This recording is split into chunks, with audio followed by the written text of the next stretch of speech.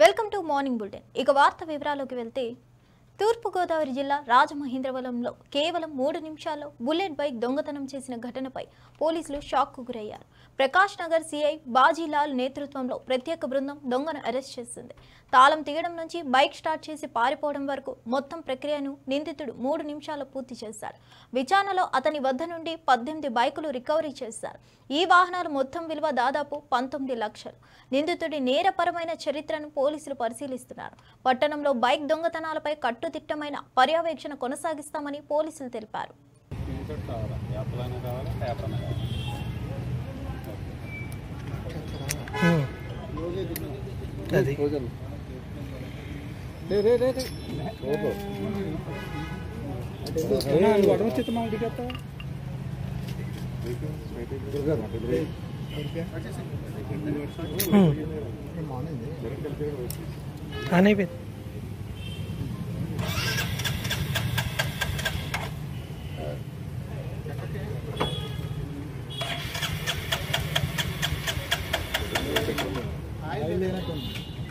ఇందులో పెట్రోల్ లేదండి, but start అయిపోయింది.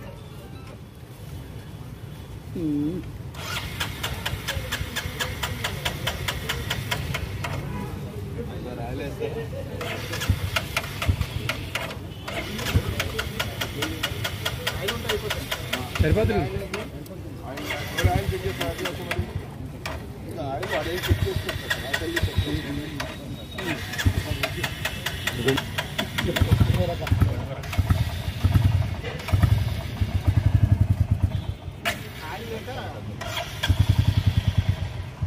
ఓకే, సరిపోయింది. డెమో ఇచ్చింది. అక్కడ వాగొచ్చు స్టార్ట్ అయిపోయినట్టు.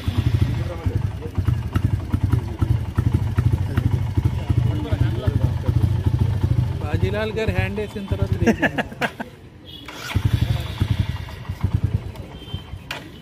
చూసారు కదా,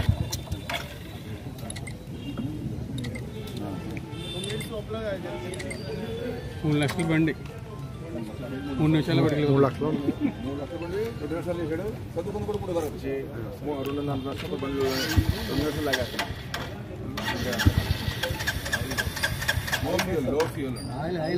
ఓకేనా? Okay sir.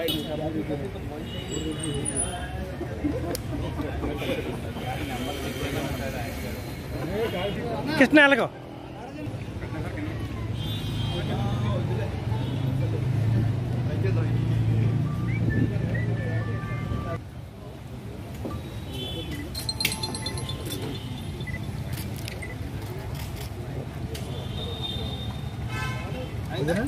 Okay sir. Okay, thank you. Mangalagiri నియోజకవర్గంలో శ్రీమతి నారా బ్రాహ్మణి పర్యటించారు. నియోజకవర్గంలో చేపట్టిన పలు అభివృద్ధి కార్యక్రమాలను స్వయంగా పరిశీలించారు. ప్రజలతో మాట్లాడి వారి సమస్యలు, అవసరాలను తెలుసుకున్నారు. కాజా గ్రామంలో ఏర్పాటు చేసిన ఉచిత కుట్టు శిక్షణ కేంద్రాన్ని సందర్శించి అక్కడ శిక్షణ పొందుతున్న మహిళలతో మాట్లాడారు. మహిళలకు ఆర్థికంగా స్వావలంబన కల్పించే ప్రయత్నాలు అభినందనీయమని పేర్కొన్నారు. స్థానిక నాయకులు, పార్టీ కార్యకర్తలు ఈ పర్యటనలో ఆమెకు తోడుగా ఉన్నారు.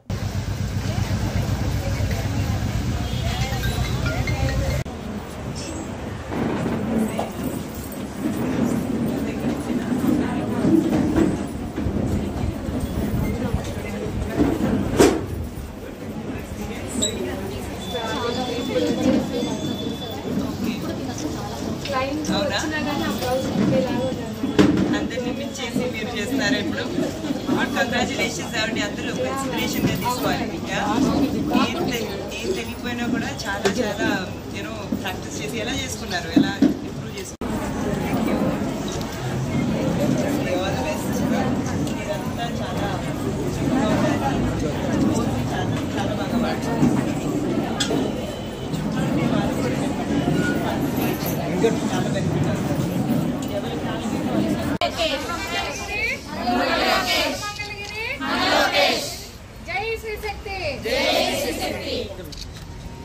Thank you.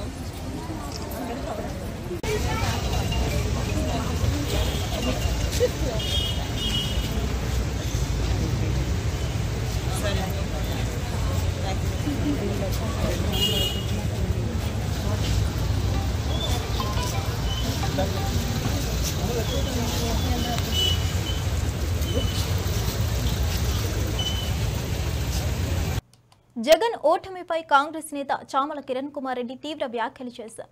ఈ ఓటమికి ప్రధాన కారణం మోదీ, అమిత్ షా అని నింద వేయాల్సింది వారిపై కానీ రాహుల్ గాంధీపై కాదని స్పష్టం చేశారు. కేసుల భయంతో మోదీ, అమిత్ షాలను ప్రశ్నించలేరా అని జగన్ను ప్రశ్నించారు. రాహుల్ను ఎవరైనా ప్రశ్నించాలంటే ముందుగా అర్హత ఉండాలని వ్యాఖ్యానించారు. వాళ్లకు హాట్ లైన్ లో ఉంచడం వల్లనే ఈ రోజు ఆంధ్రప్రదేశ్ లో జరిగినటువంటి ఎలక్షన్ కమిషన్ అవకతవకల గురించి మాట్లాడలేదని చెప్పి వ్యంగ్యంగా మాట్లాడడం జరుగుతుంది. నేను ఒక్కటే చెప్పదలుచుకున్నా, జగన్మోహన్ రెడ్డి గారు ఫస్ట్ మీరు ఎన్నికలు ఓడిపోయిన తర్వాత మీ ఆలోచన విధానం ఏందో నాకు అర్థం కాలేదు. ఆల్రెడీ చంద్రబాబు నాయుడు గారు ఈ 18th లోక్సభను కాపాడడానికి ఎన్డీఏలో జాయిన్ అయ్యి ఈ రోజు 270 దాటడానికి ఈ రోజు పవర్ లో ఉండడానికి కారకులు. మీరు ఎవరినన్నా బ్లేమ్ చేస్తే మీ రాష్ట్రంలో ఏమైనా తప్పులు జరిగి మీరు ఓడిపోవడానికి కారణమైతే ఎలక్షన్ కమిషన్ ఆఫ్ ఇండియా మీరు బ్లేమ్ చేయాల్సింది నరేంద్ర మోడీని, అమిత్ షా గారిని. మీరు వారిని బ్లేమ్ చేయకుండా రాహుల్ గాంధీ గారి ఇంటిగ్రిటీ గురించి మాట్లాడటం చాలా ఆశ్చర్యకరంగా, చాలా హాస్యాస్పదంగా ఉంది. ఎందుకంటే మీరు ఈరోజు రాహుల్ గాంధీ గారు మహారాష్ట్రలో, హర్యానాలో, బీహార్లో, కర్ణాటకలో జరిగిన విషయాలు ఎందుకు మాట్లాడుతున్నాడు? అవి కొన్ని examples. Election commission of India తీసుకునేటువంటి నిర్ణయాలు చాలా దౌర్భాగ్యమని, ఈ డెమోక్రసీకి అని వారు చెప్తున్నప్పుడు మీరు కూడా రాహుల్ గాంధీ గారికి మద్దతు ఇచ్చి రేపు విజయవాడలో జరుగుతున్నటువంటి ధర్నాలో పాల్గొనాల్సిన అవసరం ఉంది. అంతే తప్ప తెలుగు రాష్ట్ర ప్రజల్ని తప్పుతో పట్టించే విధంగా మీరు మాట్లాడి రాహుల్ గాంధీ గారి ఇంటిగ్రిటీ గురించి మాట్లాడే అర్హత మీకు లేదు. ఎందుకంటే రాహుల్ గాంధీ గారే ప్రధానమంత్రి కావాలనుకుంటే 2004-09లో ఆయన ఆపేవాడే లేకుండే. కానీ ప్రజా సమస్యల మీద పోరాటం చేయాలని ఇలా ఆయన ఈ ఎలక్షన్ కమిషన్ ఆఫ్ ఇండియా మీద పోరాటం చేస్తుండు. ఈ రోజు రాజ్యాంగంలో ముఖ్యమైనటువంటి స్తంభం ఎలక్షన్ కమిషన్. ఈ ఎలక్షన్ కమిషన్ ని నిలదీయకపోతే నిన్న మీకు అన్యాయం జరిగింది, ఇక్కడ కేజ్రీవాల్ గారికి అన్యాయం జరిగింది, రేపు ప్రతి ఒక్కరికి జరుగుద్ది. ఆయన చేసే పోరాటం ఒక్క రాష్ట్రం కోసం కాదు, ఆయన చేసే పోరాటం దేశ వ్యాప్తం కోసం చేస్తుడు. కాబట్టి మీరు ఈ తప్పుడు స్టేట్మెంట్లు బంద్ చేసి వాస్తవాలు మాట్లాడుకుంటా, మీరు భయపడకుండా నరేంద్ర మోడీని, అమిత్ షాని ఎదుర్కోవాల్సిన అవసరం ఉంది. మీరు వారిద్దరి గురించి మాట్లాడకుండా. మంత్రి పయ్యావుల కేశవ్ వైసీపీ ఆరోపణలను ప్రశ్నించారు. బూత్లో వైసీపీ ఏజెంట్లు అందరూ ఉన్నారని మీరే ముందుగా చెప్పారని గుర్తు చేశారు.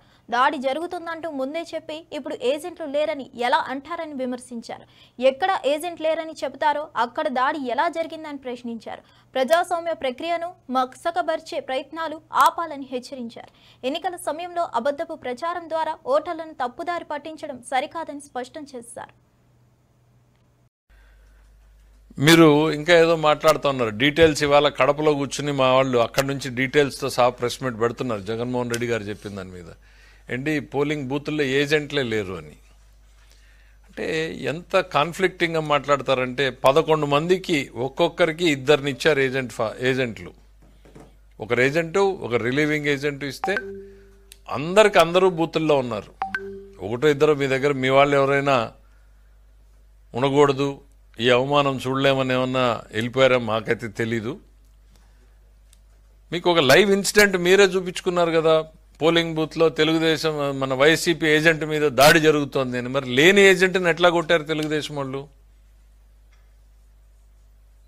అతను రిగ్గింగ్ చేయబోతే యథావిధిగా పాత సంస్కృతాయం ప్రకారము అడ్డుకున్నారు అక్కడ ఉన్నటువంటి ప్రజలు. మీరు దాన్ని కూడా కన్వర్ట్ చేసి కొడుతున్నారు అన్నారు. ఇవాళేమో ఏజెంట్లే లేరు అంటున్నారు.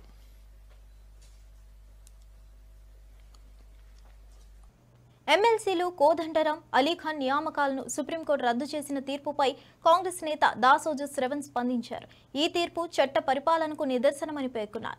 రాజ్యాంగ విరుద్ధంగా నిబంధనలు పక్కన పెట్టి చేసిన నియామకాలు నిలవవని కోర్టు మరోసారి స్పష్టం చేసిందని అన్నారు. రాజకీయ ప్రయోజనాల కోసం పదవులను వాడుకోవడం సరికాదని, ప్రజాస్వామ్యంలో న్యాయం, పారదర్శకత ముఖ్యమని శ్రవణ్ వ్యాఖ్యానించారు. గవర్నర్ గారు అన్యాయంగా మా యొక్క ప్రతిపాదనలను, గత ప్రభుత్వం చేసిన ప్రతిపాదనలు రద్దు చేసింది. రద్దు చేసినటువంటి ఒక రద్దు చేసిన దాన్ని హైకోర్టు కొట్టివేసింది. హైకోర్టు ఆర్డర్ మాకు ఫేవరబుల్గా వచ్చింది. అయినప్పటికీ కూడా గవర్నర్ అమలు చేయకపోతే మేము సుప్రీంకోర్టుకు వచ్చినాము. మాకు న్యాయం జరగాల, చట్ట ప్రకారం, రాజ్యాంగ ప్రకారం మాకు న్యాయం జరగాలని చెప్పని మేము ఇక్కడికి రావడం జరిగింది. గతంలో ఉన్నటువంటి సుప్రీంకోర్టు ఆర్డర్ ఏదైతుందో దాన్ని మోడిఫై చేస్తూ ఉన్నారు. 14th ఆగస్ట్ 24 నాడు ఏదైతే సుప్రీంకోర్టు ఆర్డర్ ఇచ్చిందో ఆ ఆర్డర్ను మోడిఫై చేస్తూ ఉన్నాము. తదనంతరం జరిగినటువంటి యొక్క పర్యవసాన కార్యక్రమాలన్నీ కూడా రద్దయినట్లుగా అన్నట్టుగా మాట్లాడారు. కాబట్టి అన్కాన్స్టిట్యూషనల్ యాక్టివిటీస్ అంతే. కరెక్టే, మేము పొలిటికల్ అఫిలియేషన్స్ మాకుంటే కోదండరామ్ గారికి కూడా పొలిటికల్ అఫిలియేషన్స్ ఉన్నాయి కదా, అమీర్ అలీ గారికి కూడా పొలిటికల్ అఫిలియేషన్స్ ఉన్నాయి కదా. ధర్మం ఎవరికైనా, రాజ్యాంగం అనేది కుర్ర సత్యనారాయణ గారికి ఒకటి, దాసోజు శ్రవణ్కి ఒకటి, వెంకటేష్ గారికి ఒకటి, లేకపోతే మా రాజుకి ఒకటి ఉండకూడదు కదా. Constitution should be based on the preamble, equality, Liberty అని అంటే మనం అందరికీ సమానంగా రాజ్యాంగం వర్తించాలా. గవర్నర్ గారు రాజ్యాంగాన్ని సమానంగా వర్తింపజేయలేదు. మాకొక pick and choose, selectively pick and choose, మమ్మల్నేమో మాకు స్పెషల్ అచీవ్మెంట్ లేదు, మాకు లాంగ్ టెన్యూర్ లేదు, లేకపోతే పొలిటికల్లీ అఫిలియేటెడ్ అని అన్నారు. మరి కోదండరామ్ గారు అయితే పార్టీ ప్రెసిడెంటే, తర్వాత అమీర్ అలీ గారికి కూడా పొలిటికల్ యాక్టివిజం ఉంది. మరి వాళ్ళనేమో అపాయింట్ చేస్తుంది. ఆమె మళ్ళీ ప్రెస్ నోట్ ఇచ్చింది 17 జనవరి 2023లో తనే ఒక ప్రెస్ నోట్ ఇచ్చి 24 నాడు ఒక ప్రెస్ నోట్ ఇచ్చి నేను ఈ పదవులు ఏవి నింపను అని చెప్పని రాత్రికి రాత్రి ఏ కారణాలు చేతనో వాళ్ళు నామినేట్ చేసినారు. What ever is it sir, ధర్మం గెలవాలని కోరుకుంటున్నా. కుత్బుల్లాపూర్ మండలం గాజుల రామవరం పరిధిలోని భగత్ సింగ్ నగర్ కాలనీ వాసులు హైడ్రా కమిషనర్ రంగనాథ్ను కలిసి కృతజ్ఞతలు తెలిపారు. తమ కాలనీలో కబ్జా చేయబడుతున్న 1000 గజాల నాలా స్థలాన్ని కాపాడినందుకు ఆయనకు ధన్యవాదాలు తెలిపారు. ప్రజావాణి కార్యక్రమంలో ఫిర్యాదు చేయగానే హైడ్రా అధికారులు వెంటనే స్పందించి అక్రమ కబ్జాను అడ్డుకున్నారని తెలిపారు. సకాలంలో చర్యలు తీసుకున్న హైడ్రా సిబ్బందిని ప్రశంసించారు. ప్రజల సమస్యలను తక్షణం పరిష్కరించేందుకు కమిషనర్ కట్టుబడి ఉన్నారని కాలనీ వాసులు అభినందించారు.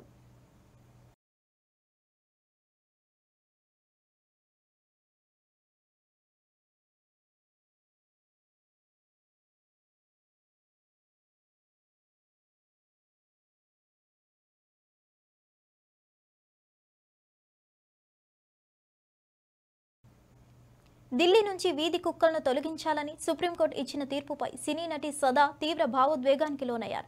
ఈ తీర్పు తన మనసును లోపలే చంపేస్తుందని బాధ వ్యక్తం చేశారు. మన దేశం ఇలాంటివి చూడడం సిగ్గు కలిగిస్తుందని పేర్కొన్నారు. దయచేసి ఈ తీర్పును వెనక్కు తీసుకోవాలని విజ్ఞప్తి చేశారు. జంతువులు కూడా మన సమాజంలో భాగమని, వాటికి జీవించే హక్కు ఉందని సదా స్పష్టం చేశారు. ఈ వ్యాఖ్యల సమయంలో ఆమె కన్నీళ్లు పెట్టుకోవడంతో భావోద్వేగంతో మరింత స్పష్టమైంది. సోషల్ మీడియాలో ఆమె వీడియో వేగంగా వైరల్ అవుతుంది. 3 lakhs dogs are going to be relocated or rather killed. Why don't we accept that they're going to just be killed by the end of it? Because it's not possible in the capacity of the government or the local bodies to make shelters that can accommodate that many dogs in just 8 weeks of time. It is only going to be a mass killing of the dogs. It is the incompetence of the government and the local municipal bodies who have not been able to vaccinate these many dogs. They have not been able to sterilize these dogs. अगर ये ABC का जो programme है जो इतने सालों से है, इसको कभी इम्प्लीमेंट किया गया होता, जिसके लिए अलग से बजट अलोकेटेड है, तो आज ये दिन आता ही नहीं. Animal lovers, the local NGOs, they're trying their best to get the dogs and cats sterilized in their communities.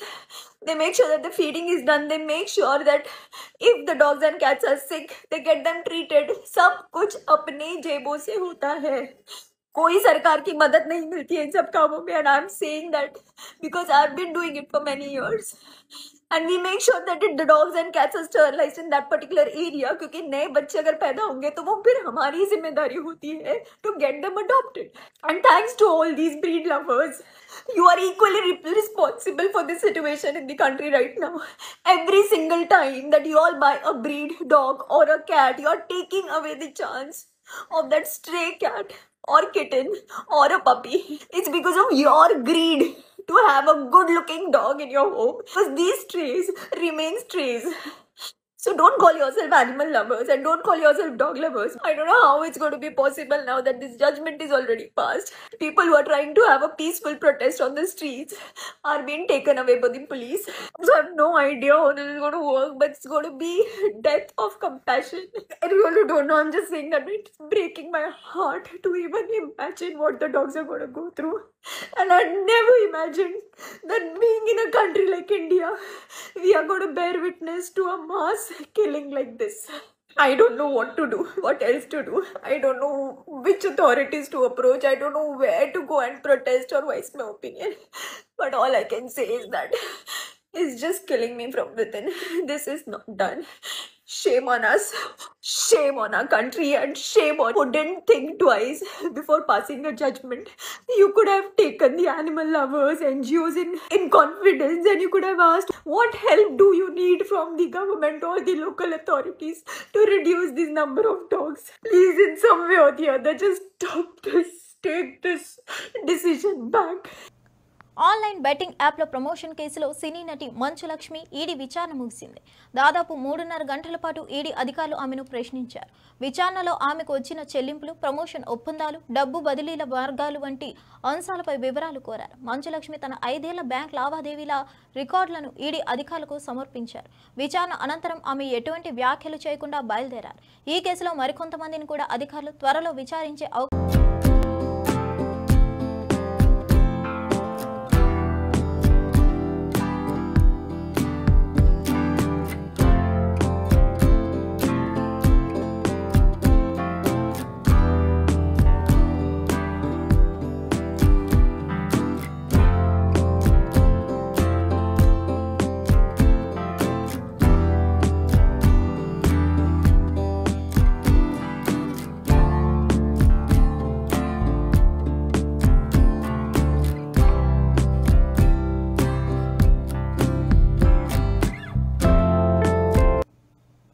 MLA Balakrishna రాష్ట్ర రాజకీయాలపై తీవ్ర స్థాయిలో వ్యాఖ్యలు చేశారు. టీడీపీ పాలనలో రాష్ట్ర తలసరి ఆదాయం పెంచి అనేక సంక్షేమ పథకాలు అమలు చేశామని గుర్తు చేశారు. కానీ ఆ తర్వాత అధికారంలోకి వచ్చిన కొంతమంది రాష్ట్రాన్ని నాశనం చేశారని మండిపడ్డారు. వారి పేర్లు ప్రస్తుతానికి చెప్పడం ఇష్టం లేదని, కానీ సమయం వచ్చినప్పుడల్లా మాత్రమే కాకుండా ఒక్కొక్కటి తాట తీస్తామని స్పష్టం చేశారు. ప్రజల కోసం కృషి చేసే నాయకులు అవసరమని, వ్యక్తిగత లాభాల కోసం పనిచేసే వారిని ప్రజలు గుర్తించాలన్నారు. రాష్ట్ర అభివృద్ధి మార్గంలో అడ్డుపడే వారిని ఎదుర్కొనేందుకు సిద్ధంగా ఉన్నామని బాలకృష్ణ హెచ్చరించారు. వృద్ధులకు 30 రూపాయల పెన్షన్ తో ప్రారంభమైంది.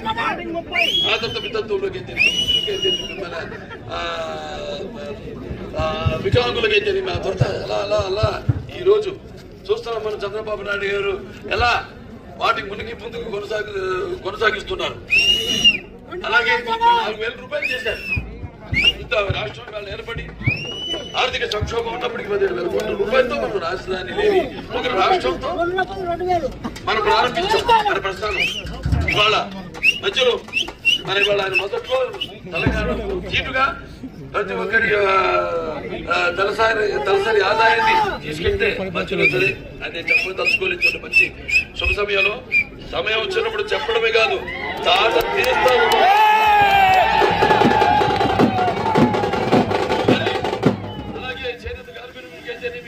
వాళ్ళకు ఉపాధి కల్పిస్తూ మన చేనేత వస్త్రాలు సగటానికి ఒక చీర దోపితే అయితేనేమి, లేకపోతే మహిళలకు ఆస్తిలో సమాన హక్కు అయితేనేమి, తండ్రి ఆస్తిలో. అలాగే మహిళలకి ఒక తిరుపతిలో పద్మావతి విశ్వవిద్యాలయం అయితేనేమి, మండల వ్యవస్థ అయితేనేమి, అంతవరకు ప్రజలకు దూరంగా ఉన్న ఈ యొక్క ప్రభుత్వాన్ని ప్రజల వద్దకు పాలన తీసుకెళ్లిన మహానుభావుడు నందమూరి తారక రామారావు. మాజీ సీఎం జగన్మోహన్ రెడ్డి భీమవరం పర్యటనలో వైకాపా కార్యకర్తలు అత్యుత్సాహం ప్రదర్శించారు. జగన్ పర్యటన ముగిసిన తర్వాత ఇళ్లకు వెళ్లే క్రమంలో రోడ్లపైకి వచ్చిన వైకాపా శ్రేణులు లారీ ఎక్కి పార్టీ జెండాలు తిప్పుతూ రెచ్చిపోయారు. మరికొందరు చొక్కాలు విప్పి గాల్లో తిప్పుతూ ముందుకు కదలకుండా చాలాసేపు రోడ్డుపైనే ఉండిపోయారు. దీంతో ఓవైపు వర్షం, మరోవైపు ట్రాఫిక్ జామ్ కారణంగా వాహనదారులు ఇబ్బంది పడ్డారు.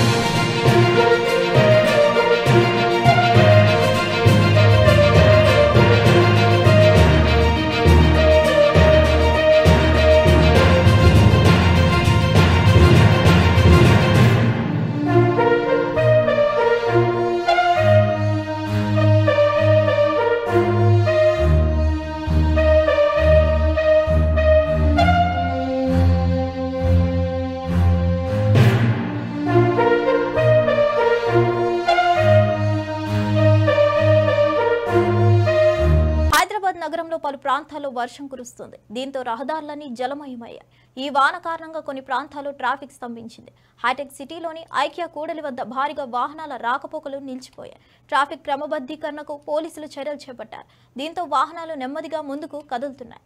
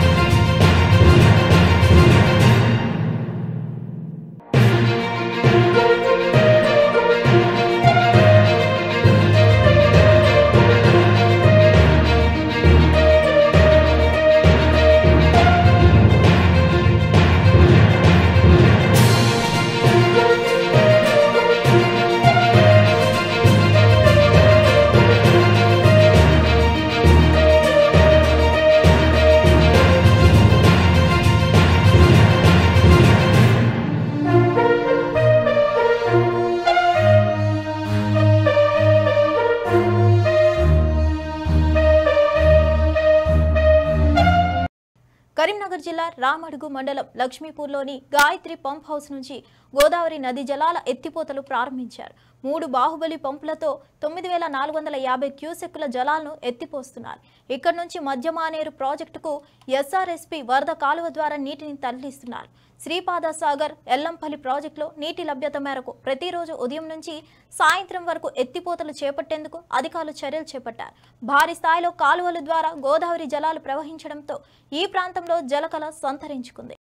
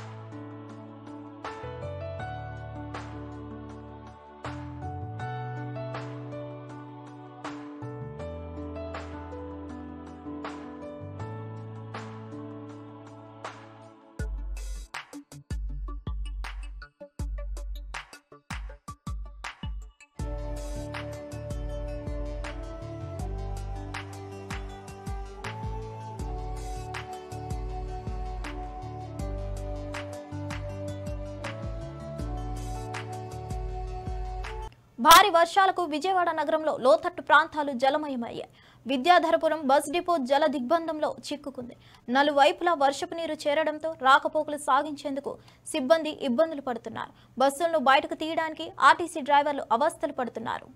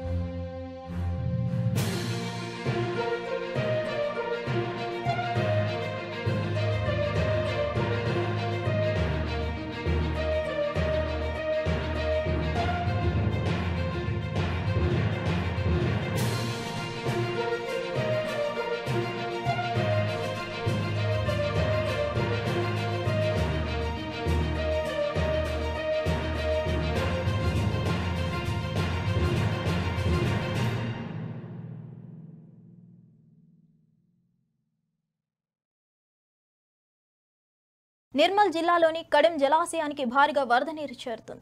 అధికారులు అప్రమత్తమై 2 గేట్ల ద్వారా దిగువకు నీటిని విడుదల చేస్తున్నారు. జలాశయం పూర్తి స్థాయి నీటి మట్టం 700 అడుగులు కాగా ప్రస్తుత నీటి మట్టం 695.300 అడుగులకు చేరింది.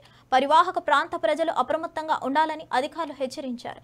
ఎగువన కురుస్తున్న వర్షాల నేపథ్యంలో నీటి విడుదల మరింత పెరిగే అవకాశం ఉందని వెల్లడించారు. ఇవండి ఈనాటి విశేషాలు. మరో బులెటిన్తో మళ్ళీ కలుద్దాం.